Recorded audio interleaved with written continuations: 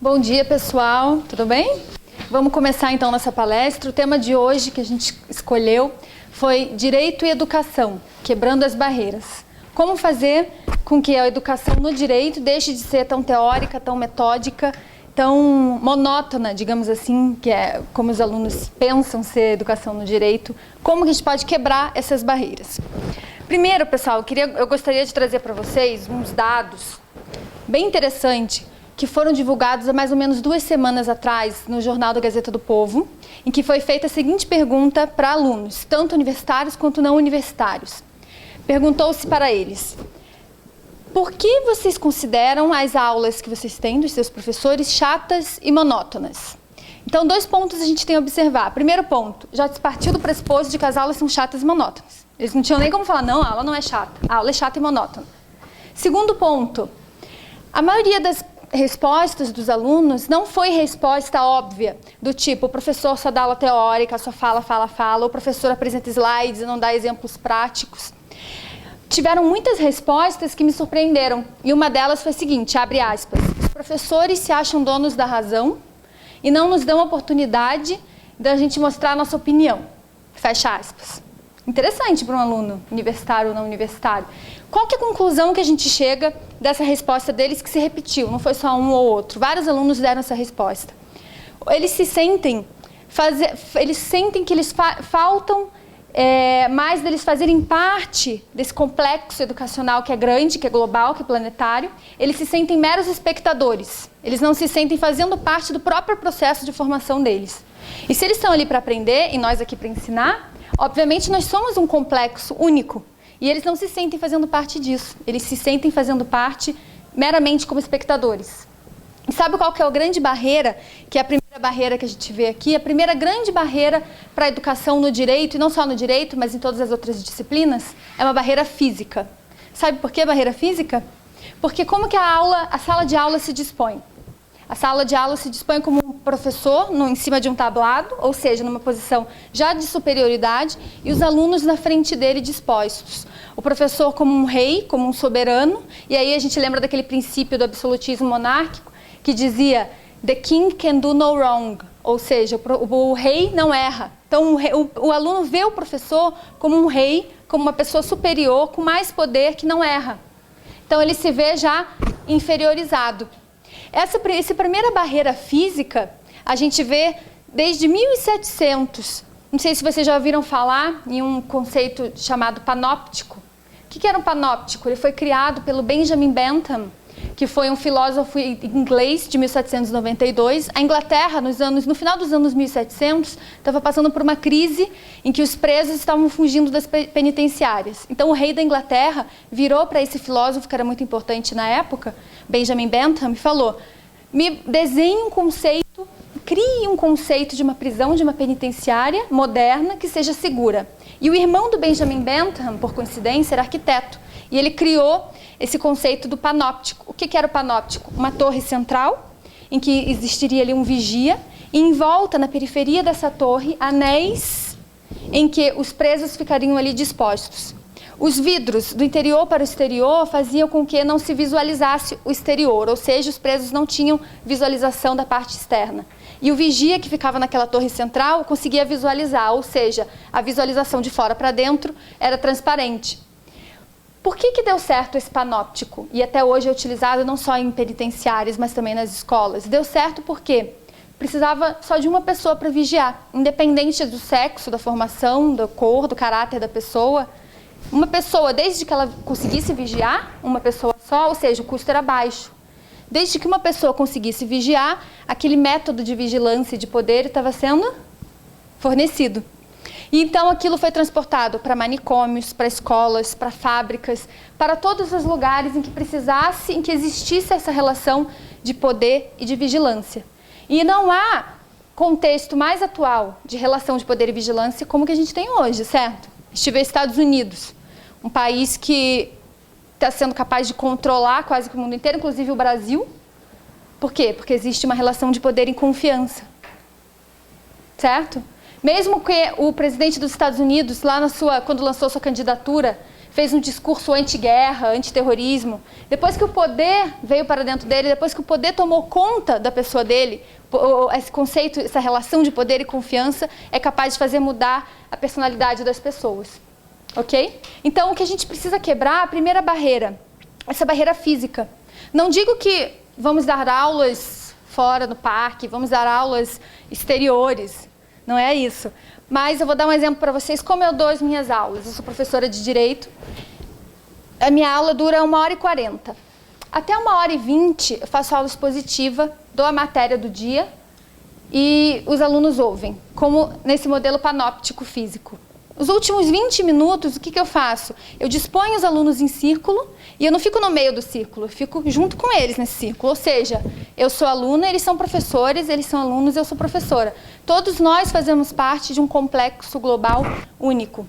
E aí, os alunos lançam perguntas, eu lanço exemplos para eles, pergunto que dúvidas que eles tiveram e assim por diante. Então, eu tenho sentido que esse modelo, quebrar essa barreira física dentro de sala de aula, tem feito com que os alunos se aproximem de mim e eu me aproxime dos alunos. Essa aproximação, a gente já vai seguindo para a segunda barreira que a gente vê na educação e no direito. Qual que é o grande problema desse conceito panóptico em que existe uma distância física entre o professor e o aluno? O problema é a desindividualização do poder. A pessoa que está no poder, enquanto está no poder, ela acaba deixando de ser um indivíduo. Por quê? Porque independe da cor, do sexo, do caráter da pessoa que está vigiando. Com quanto ela vigie, seja capaz de vigiar, ela é capaz de ensinar, ela é capaz de ser professora. E então o que acontece? A desindividualização do poder.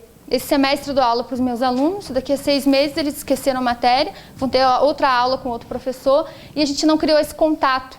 Desindividualização também dos alunos, quando eles passam a ser meros números de chamada. Então, o que a gente precisa é quebrar essa barreira física, fazer com que os alunos participem da aula, se sintam fazendo parte desse processo global que é a educação. Então, vamos lá entrar para a segunda barreira. Qual que é a segunda barreira existente entre o direito e a educação, e entre a educação como um todo?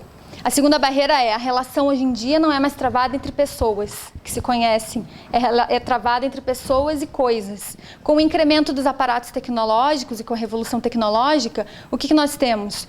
Uma pessoa confiando em uma máquina operada por desconhecidos. Eu confio em uma máquina que é operada por um desconhecido e eu confio mesmo assim, mesmo sem conhecer a pessoa que está por trás daquela máquina. Se há 30 anos atrás nós conhecíamos a diretora da escola dos nossos filhos, porque nós levávamos os nossos filhos da escola, nós conhecíamos o dono do açougue que comprávamos carne, nós não fazíamos compra no hipermercado, nós fazíamos compra no mercadinho da esquina.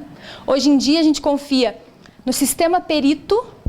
Essa máquina operada por desconhecidos se chama sistemas peritos e nós confiamos no sistema perito computador, a nossa vida toda está dentro do computador, nós confiamos no celular que vai nos acordar de manhã com o despertador. Quando eu entro em um avião, eu confio, eu entro com meu fone de ouvido, não falo com ninguém, sento na minha poltrona e sei que eu vou chegar no meu destino. Por quê? Porque eu confio naquele sistema perito avião, mesmo sem ter testemunhado a fabricação do avião, mesmo sem conhecer o currículo do comandante. Hoje de manhã, quando eu tomei o meu leite, eu não precisei testemunhar a higienização do leite. Por quê? Porque eu confio no sistema perito, eu confio na fabricação Nestlé e assim por diante. Então hoje a relação não é travada mais entre pessoas. A relação, evidentemente, é traçada mais entre pessoas e coisas, pessoas e sistemas peritos. E aí vocês podem me perguntar, qual que é a relação dessa relação hoje com os alunos? Primeiro, a relação entre pessoas e coisas é uma relação mais líquida. A gente vive em uma modernidade líquida, então precisamos reafirmar, solidificar as relações como elas eram antes. Nós precisamos tornar essas relações menos líquidas. Se vivemos em uma modernidade líquida, vamos voltar a ter relações mais sólidas. Então, vamos utilizar todo esse aparato tecnológico ao nosso favor e não contra, ok? Essa é a segunda barreira, precisa ser derrubada em sala de aula, fazer com que os alunos sintam isso com nós professores. Relações mais sólidas e não tão líquidas. Terceira barreira, a falta de interdisciplinaridade. E essa é uma barreira que precisa ser derrubada não só no direito, em todas as áreas da ciência. Fazer pontes com outras disciplinas. O que eu quero dizer quando há uma falta de interdisciplinaridade na educação? Que pretensão a nossa a minha, por exemplo, que dou aula de direito penal, acreditar que o direito penal existe por si só no universo e não existe nenhuma outra disciplina que o circunde.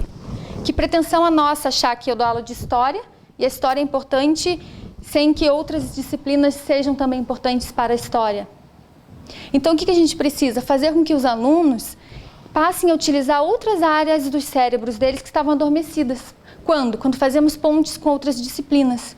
E fazer pontes com outras disciplinas significa, numa aula de direito penal, eu dar um exemplo de filosofia, de sociologia, eu penso que isso não precisa ser feito só lá no doutorado ou só lá no mestrado. Pode ser feito sim já até na pré-escola. Você dá aula para um aluno, indica um filme para ele, nem que seja Galinha Pintadinha, indicamos alguma coisa para que ele faça pontes com outras disciplinas. Por quê? Porque a gente vive num mundo complexo em que nós temos que dar aula, nós temos que trabalhar, nós temos que ser boas mães, boas filhas, boas esposas, bons maridos. Então o mundo é tão complexo, como que a gente vai fragmentar uma parte e enxergar só essa parte? Existe um filósofo muito importante na atualidade, ele se chama Edgar Morin. É um filósofo francês, vocês já devem ter ouvido falar, e ele é o filósofo historiador da complexidade. Ele estuda a complexidade nas relações sociais. E esse é o discurso dele, de que não podemos fragmentar partes da sociedade, partes de disciplinas e se virar só para essas partes. Fechar os olhos ao todo que completa esse complexo mundo. É isso que o Edgar Morin vai ensinar. Vamos ensinar os nossos alunos a enxergar não só o direito penal. Para vocês terem uma ideia, semana passada eu dou aula de direito penal e semana passada eu dei sequestro e cárcere privado, que é um crime. O que é o sequestro e cárcere privado? É o crime de privar alguém da sua liberdade. Dei o conceito e nos minutos finais indiquei um filme para eles saírem um pouco desse conceito hollywoodiano só de filme, Se Beber Não Case. Eu indiquei para eles o filme As Sombras de Goya. É um filme espetacular. Além de lindo, é um filme que retrata a privação da liberdade na época da Inquisição. E aí, na aula seguinte, perguntei quem tinha visto. Não foi uma obrigação, um dever de casa, mas eu senti que eles me retornaram. Eles assistiram e eles nunca mais vão esquecer aquele conceito que eu dei. Então, não precisei ir muito longe. Eu precisei indicar um filme, indicar um livro de filosofia. Para essa ponte realizada com outras matérias é essencial, não só no ensino superior, mas em todos os níveis de ensino.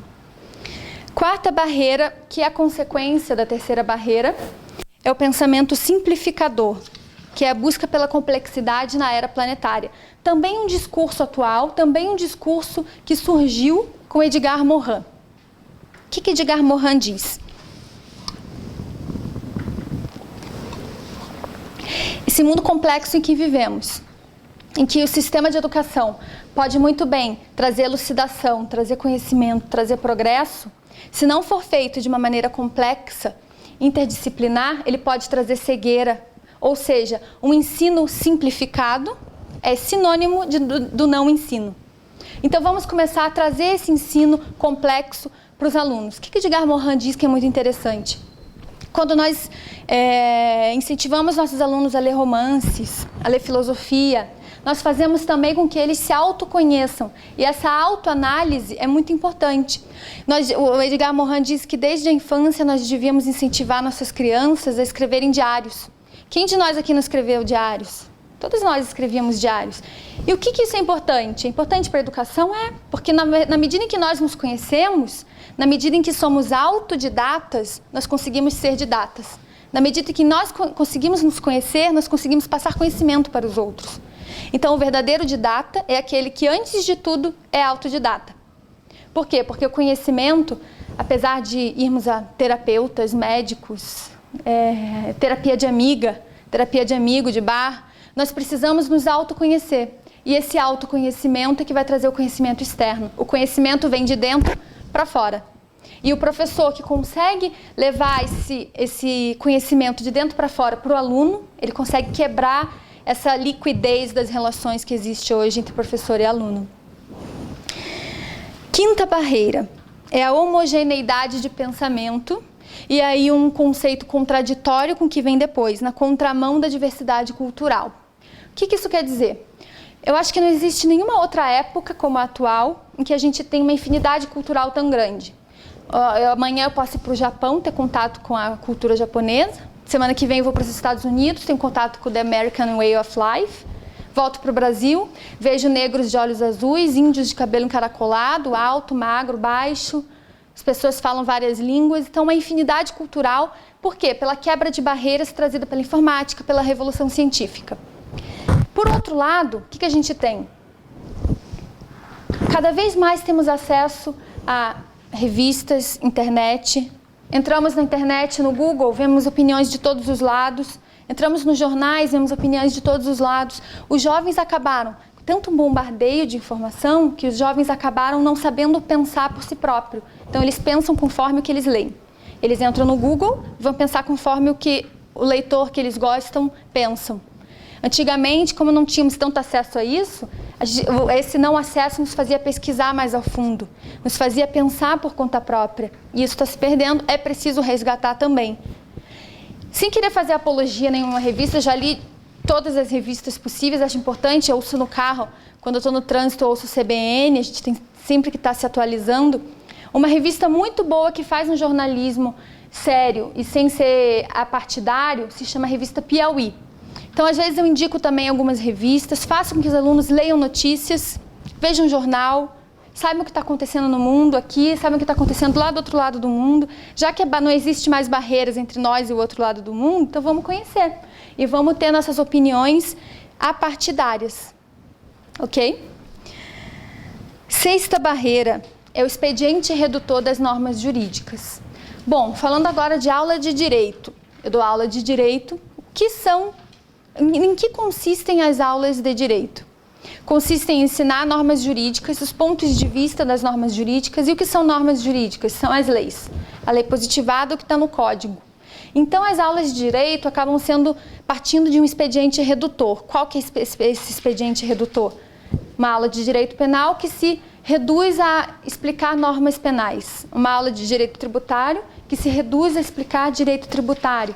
E o aluno acaba saindo de cada aula sabendo muito bem de cada aula, ele reserva, igual o chefe de cozinha, reserva as normas tributárias, reserva as normas penais, mas não consegue comunicá-las. E todas as graduações, e até ensino médio, ensino pré-escolar, é assim. Os alunos não conseguem fazer essa comunicação entre as matérias. Não conseguem entender para que serve o direito penal junto com o tributário, direito penal econômico. Não conseguem fazer essa ponte. Então, as aulas de direito e todas as outras aulas precisa quebrar essa barreira, fazer com que essas pontes interdisciplinares sejam feitas e o aluno consiga entender por que ele está aprendendo isso numa matéria, mas o que essa disciplina tem a ver com a outra. Essas barreiras também precisam ser quebradas. Mas, claro, a gente não pode só colocar barreiras no ensino, né? Então, vamos partir para a primeira solução. Primeira solução, eu faço uma pergunta. Como educar, então, na era planetária? Se vivemos em uma era planetária, como educar em uma era planetária? E o que é uma era planetária? Era planetária é essa mundialização que vivemos, é a globalização, é a quebra de fronteiras entre os países. Como educar no mundo que é planetário? Primeiro, o mundo planetário começou lá em 1492, com o descobrimento das Américas, e depois, após o século XV, com as navegações portuguesas ao redor do globo. Com as navegações ao redor do globo, o que aconteceu lá do outro lado do mundo, ficamos sabendo aqui. 4 meses depois, sim, mas ficamos sabendo. Hoje, o que acontece no Japão, a gente fica sabendo no mesmo segundo, uma era planetária. E os alunos, os jovens, principalmente os jovens, porque eles vão ser o futuro da gente, das nossas gerações, eles precisam saber que eles vivem em uma era planetária. E nós precisamos passar uma educação também planetária. Então, como educar em uma era planetária? Através de um sistema planetário de educação. Através desse sistema complexo, criando pontes com outras disciplinas. E tudo isso que eu já comentei até agora. Segunda solução. Ensinar a educação como um todo e não como um fragmento. Aquele discurso da complexidade. Como que eu consigo fechar os olhos para um todo maior, sendo que tudo é parte de uma coisa só? O próprio aluno é parte do sistema de formação dele. O próprio aluno tem que saber que ele faz parte desse sistema global e complexo. Então, como fechar os olhos? Ensinar a educação como um todo e não como um fragmento. Terceira solução, inserção do paradigma solidário. Paradigma solidário é muito importante hoje. Essa era planetária em que vivemos, passar para os alunos valores de que todos somos iguais, independente de cor, raça, credo, religião. A partir do momento em que os jovens entendem que todos somos iguais, ele vai passar a ter compaixão pelos outros, a ser solidário. Mesmo que ninguém esteja vendo, ele não vai jogar lixo na rua. Ele vai fazer as coisas certas, mesmo que ninguém esteja observando. O solidarismo é um princípio essencial nesse nosso terceiro milênio. E aí vem um princípio muito importante, não só na educação, mas até em casa, nas nossas relações pessoais, chamado princípio da reflexividade. E o que seria o princípio da reflexividade? Eu me colocar, eu observadora, me colocar também na observação. Eu, enquanto filha, me colocar também como mãe. Eu, enquanto professora, me observar também como aluno. Tem um aluno que eu sei que, eu nem sei o nome dele, mas eu sei que ele presta atenção em toda a aula, anota a aula, chega na hora da prova, vai mal. Chego para ele, quebra a barreira, o que está acontecendo, pergunto se ele tem dúvida, ou no momento em que eu faço o círculo da aula, ele não consegue conversar, ele não consegue participar da aula. Me coloco como aluna. A partir do momento que o aluno também se coloca como professor, ele vai observar os alunos fazendo bagunça e vai falar, pessoal, façam menos bagunça. Eu, como advogada, me colocando como juíza, como promotora. Nas nossas relações, a partir do momento em que a gente tem reflexividade, em que nos colocamos no lugar do outro, aí sim o mundo consegue ir para frente. A partir do momento que nos colocamos no lugar do outro e deixamos a individualidade de lado. Ou seja, solidarismo. Reflexividade é igual ao solidarismo. Eu me colocar no lugar do outro. Quarta solução.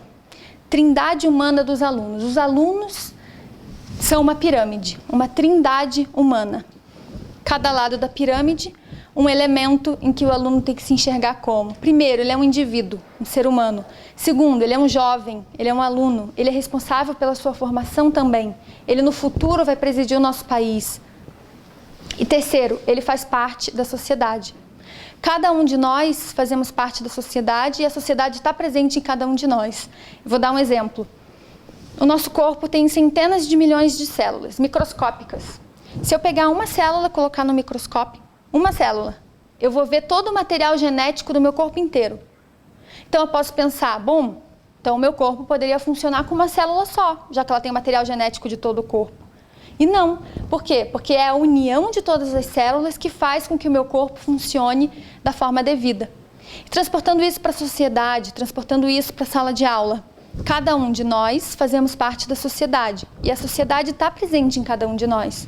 Em casa, nós somos educadores. Na escola, nós somos educadores. Na universidade, nós somos educadores. Ok? Então, quando nos colocamos nessa situação de fazer parte da sociedade, a sociedade está em cada um de nós, aí esse papel solidário acaba sendo configurado, ele acaba sendo perfeito. Quinta solução é muito interessante também, é corolário da quarta solução, é o imprinting. O que seria o imprinting? O imprinting nasceu no mundo animal. Imprinting significa impregnação. Os animais são mais facilmente impregnados e a partir do momento que os animais são impregnados, eles nunca mais voltam a ser como eram. Como transportar a impregnação para o mundo do ser humano? Impregnação é a doutrinação, ou seja, impregnação no mundo animal. Passa a mãe passarinho, não deixa o filhote passarinho voar durante não sei quanto tempo, porque ele fica observando ela voar.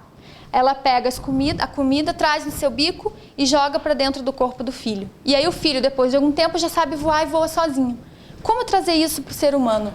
Impregnação, doutrinação, a partir de bons costumes, boa educação, boas ideias. E a impregnação, ou imprinting, ocorre em 3 fases da vida, fundamentalmente. Primeira fase, na família.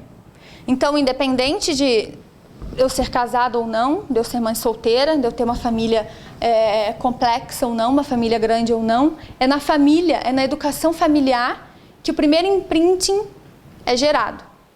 A primeira impregnação, doutrinação, é aquilo que a gente aprende em casa.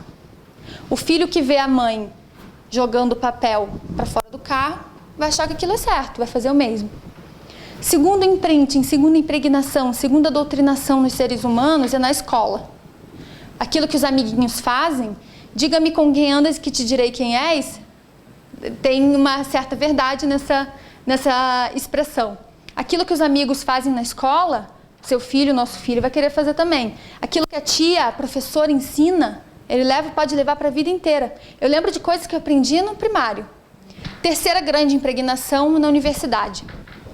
Terceira grande impregnação é o que a gente aprende na universidade. Então, nós, professores universitários, temos um papel primordial na formação dos alunos, um papel muito grande, que é fazer essa doutrinação educacional dos alunos, que é feita na universidade. E aí, depois disso, o que eles levam para a vida vai ser aquilo que eles vão dar, fornecer para os seus filhos, para os seus sobrinhos, para os seus futuros alunos. Todos nós somos potenciais professores, potenciais educadores dentro de casa, na rua, no trânsito. Alguém buzinou para mim, por mais que eu fique com raiva, vamos lá fechar o vidro, ouvir uma música.